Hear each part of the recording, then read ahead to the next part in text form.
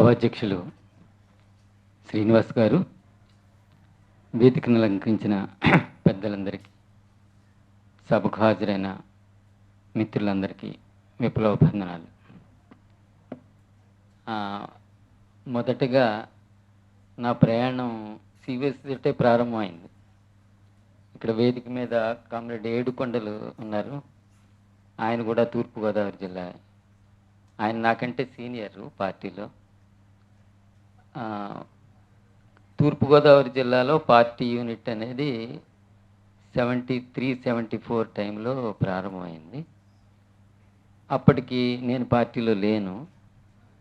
తరువాత నేను 75లో బ్యాంకులో జాబ్ చేస్తుండగా దేవరాజ్ ఎలియస్ కొండయ్య అని చెప్పి పార్టీ లీడరు నన్ను కాంటాక్ట్ చేశారు. అప్పటి నుండి పార్టీతో సంబంధాలు రావడం జరిగింది. అప్పటి నుండి పార్టీలో పనిచేయడం అనేది జరిగింది. అయితే ఏంటంటే ఇప్పుడు చర్చకు వచ్చింది సాయుధ పోరాట తాత్కాలిక విరమణ అనే సమస్య. సరిగ్గా ఆ సమస్య మీదే పార్టీతో నేను విభేదించడం జరిగింది. ఆ రోజు పార్టీకి సంబంధించిన నాయకులు కన్విన్స్ చేయడానికి ట్రై చేసినా ఎందుచేతను నాకు అది డెమోక్రటిక్గా తీసుకున్న అభిప్రాయంలా అనిపించలే. దాంతో విభేదించడం జరిగింది.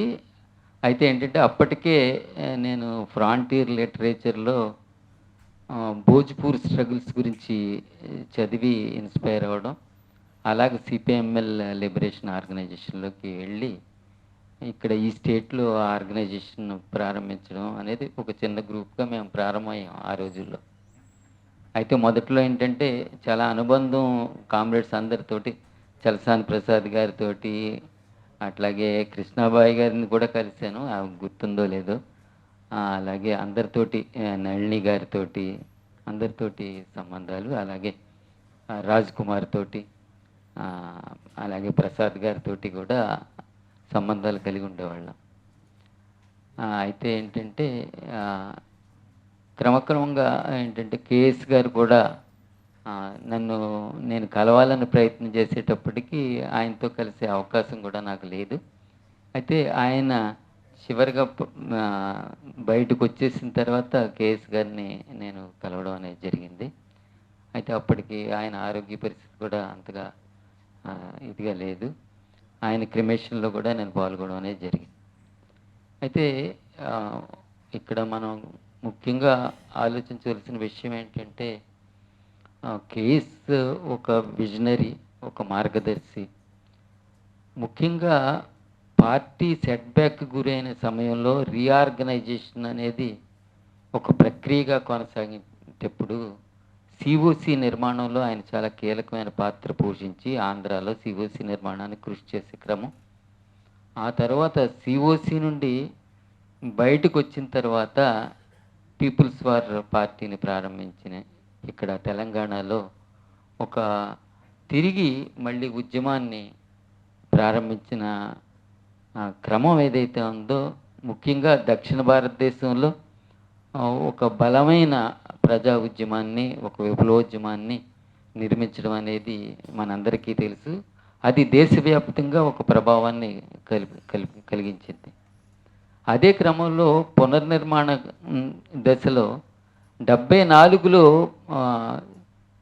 వినోద్ మిశ్రా అంటే జవహర్ గారి నాయకత్వంలో అక్కడ పునర్నిర్మాణం ప్రారంభమైంది. ఆ పునర్నిర్మాణం జరిగే క్రమంలోనే ఐక్యతకు సంబంధించిన ప్రయత్నాలు కూడా జరిగాయి. పీపుల్స్ వార్ ప్రారంభం కాకముందు కేఎస్ గారితో వినోద్ మిశ్రా గారు కలిసి ఒక ఐక్యతకు సంబంధించిన ప్రక్రియ కూడా తీసుకోవడం అనేది జరిగింది. 2 దఫాల చర్చలు కూడా జరిగాయి. అయితే దురదృష్టవశాత్తు అది కొనసాగలేదు.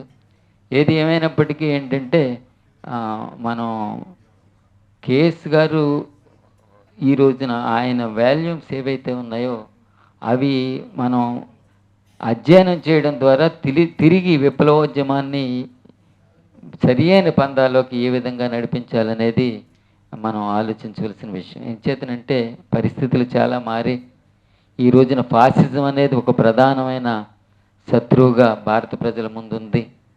ఫాసిస్టు అణిచివేత అనేది తీవ్రంగా కొనసాగుతూ ఉన్నది. మతతత్వ విభజన అనేది కొనసాగుతూ ఉన్న పరిస్థితి మనం చూస్తూ ఉన్నాం. ఈ నేపథ్యంలో మనం కేఎస్ గారు ఒక దిక్సూచిగా ఆయన రచనలు ఐక్య సంఘటనకు సంబంధించి కానివ్వండి, అలాగే ప్రజా సంఘాల నిర్మాణానికి సంబంధించి కానివ్వండి, అది తప్పనిసరిగా దోహదపడుద్దని నేను ఆలోచిస్తూ ఉన్నాను.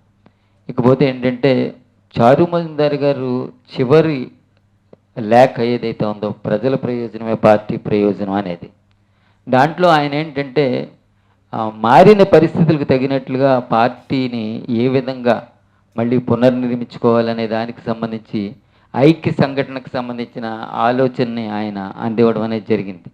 అలాగే పార్టీ మనం ఇప్పటి వరకు కొనసాగించిన మిలిటెంట్ ఉద్యమాన్ని మళ్ళీ తిరిగి మనం ఆలోచించి ప్రజా ఉద్యమాల వైపు నడిపించవలసిన ఆవశ్యకత గురించి కూడా చెప్పడం అనేది జరిగింది. అదే ప్రాతిపదిక మీద సిపిఎంఎల్ లిబరేషన్ తిరిగి పునర్నిర్మాణం అనేది జరిగింది. సాయుధ పోరాటం ప్రక్రియ నుండి నెమ్మదిగా ఒక అడుగు వెనక్కి తగ్గుతూ రాజకీయ పోరాటాలకు ప్రాముఖ్యత ఇస్తూ క్రమక్రమంగా ఈ రోజున పార్టీ విస్తరణ అనేది కొనసాగింది.